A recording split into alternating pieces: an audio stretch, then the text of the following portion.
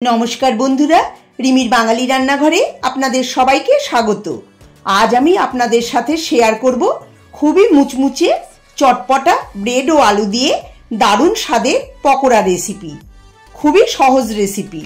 एटा आपनारा बिकेले चायेर संगे अथवा टमेटो केचापेर संगे खेते पारेन, दारुण लागबे। भिडियोटा शेष पर्यन्त देखबेन और पछंद होले लाइक अवश्यई करबेन। तो चलुन रेसिपि शुरू करी। ब्रेड पकोड़ा बानानोर जोन्नो एखाने 6टा स्लाइस ब्रेड नियेछि। आमी एखाने व्हाइट ब्रेड व्यवहार करछि, आपनारा चाइले ब्राउन ब्रेडও व्यवहार करते पारेन। सबार प्रथमे एकटा पात्रे ढेले दिচ্ছি जल। एबार ब्रेड स्लाइस निये जले डुबिয়ে देखुन एरकम करे चिपे सब जल बेर करे नेब। एते ब्रेड खूब भालो करे सफ्ट হয়ে যাবে।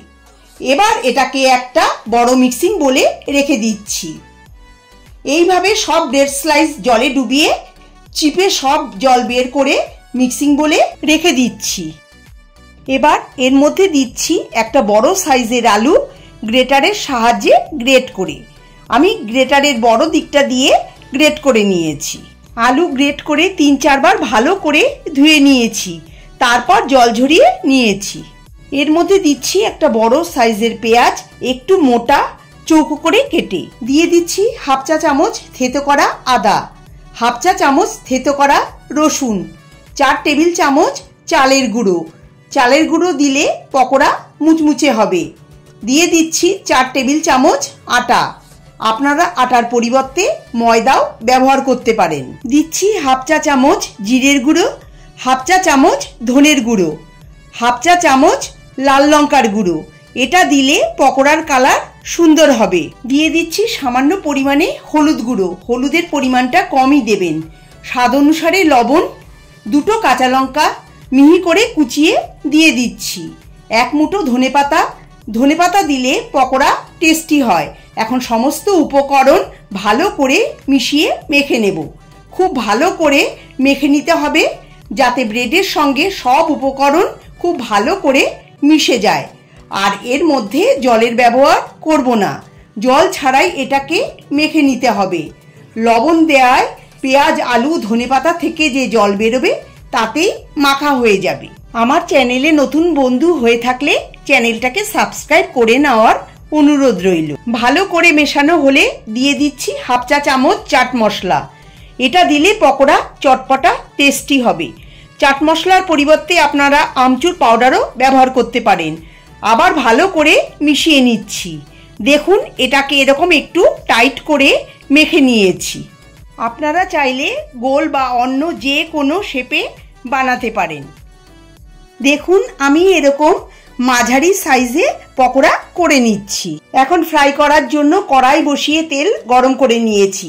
এবার ফ্লেম মিডিয়ামে করে মিশ্রণ থেকে অল্প অল্প করে নিয়ে তেলে ছেড়ে দিচ্ছি। আমার চ্যানেলে আরও অনেক টেস্টি পকোড়া স্ন্যাক্সের রেসিপির লিঙ্ক আমি ডেসক্রিপশন বক্সে শেয়ার করে দিচ্ছি, আপনারা চাইলে দেখে নিতে পারেন।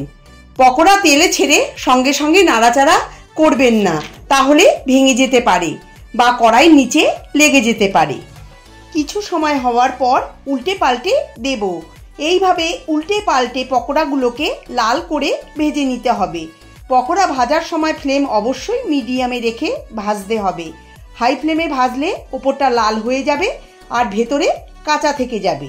এই পকোড়াগুলো আপনারা সন্ধেবেলা চায়ের সঙ্গে খেতে পারেন, দারুণ লাগবে খেতে। অথবা গ্রিন চাটনির সঙ্গে বা টমেটো কেচাপের সঙ্গে সার্ভ করুন। রেসিপিটা ভালো লাগলে প্লিজ লাইক কমেন্ট ও শেয়ার করুন।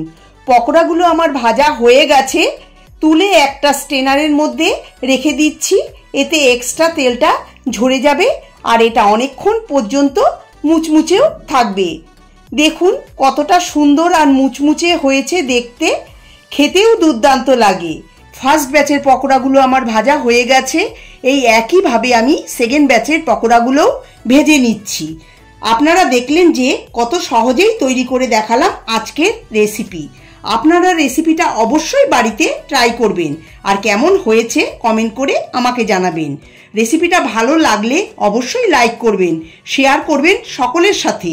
আমার চ্যানেলে নতুন বন্ধু হয়ে থাকলে চ্যানেলটাকে সাবস্ক্রাইব করার অনুরোধ রইল, পাশে থাকা বেল আইকনটি ক্লিক করে। তাহলে আমি যখনই কোনো নতুন রেসিপি দেব নোটিফিকেশন পৌঁছে যাবে আপনাদের কাছে। এই ব্রেড পকোড়া আপনারা আপনাদের বাচ্চাদের বিকেলবেলা স্ন্যাক্সে দিতে পারেন। বাচ্চাদের জন্য বানালে লঙ্কার পরিমাণটা কম দেবেন আর সঙ্গে টমেটো কেচাপ দিতে ভুলবেন না। সবাই ভালো থাকবেন, সুস্থ থাকবেন। ধন্যবাদ।